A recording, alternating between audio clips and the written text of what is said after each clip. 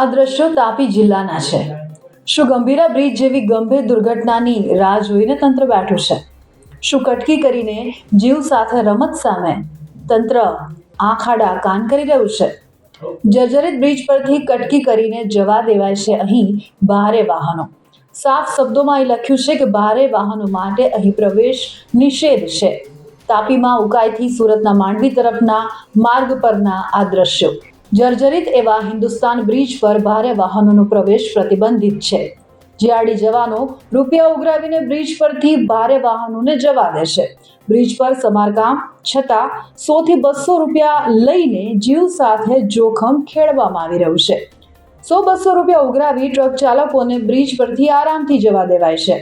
ભારે વાહનો બ્રિજ પરથી પસાર તો થઈ રહ્યા છે, પણ શું કોઈ મોટી દુર્ઘટના ઘટશે તો આ લોકો જવાબદારી લેશે ખરા? દુર્ઘટનાની પરવાહ કર્યા વિના જીઆરડી જવાન પોતાના ખિસ્સા ભરી રહ્યા છે। વડોદરાના ગંભીરા બ્રિજ જેવી દુર્ઘટના બાદ પણ હજુ પણ તંત્ર ના તો જાગ્યું છે, ના તો કોઈ ધડો લીધો છે।